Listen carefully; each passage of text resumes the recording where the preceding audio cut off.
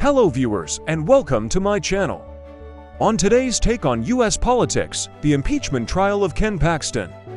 The Texas Attorney General who faces accusations of repeatedly abusing his office to help a donor is set to begin Tuesday in the state Senate.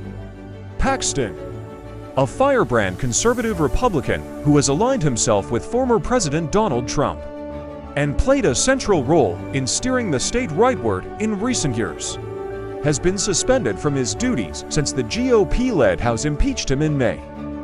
Since taking office in 2015, Paxton has been beset by a series of scandals.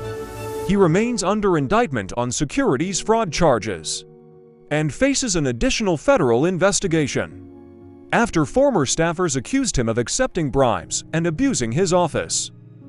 It was his request for $3.3 million in state funds for a settlement with those whistleblowers that prompted the state House GOP to impeach Paxton.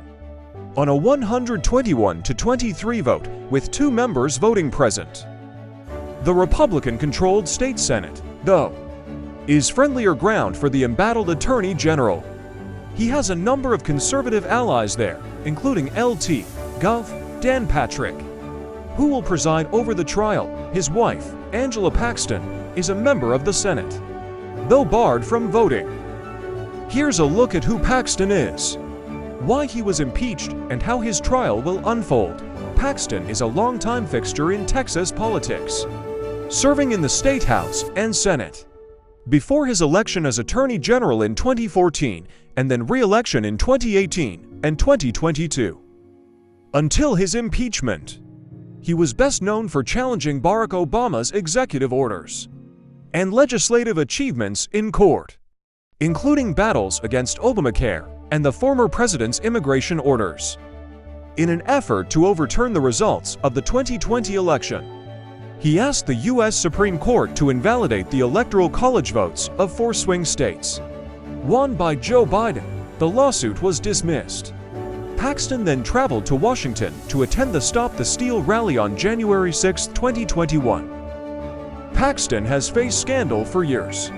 He was indicted by a grand jury in 2015 on securities fraud charges, following allegations that he misled investors about his financial ties to a technology company while selling shares of that company. 2020. Top Paxton aides published a letter accusing the Attorney General of abuse of office, bribery, and improper influence. Complaints centered on Paxton's ties to donor and friend Nate Paul.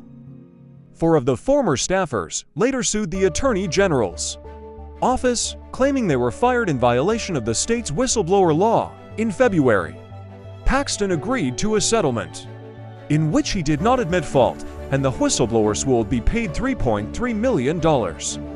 Was arrested in June on 8 federal felony charges related to falsifying financial records, and his lawyer has repeatedly declined comment on this. Thanks for watching, and please subscribe.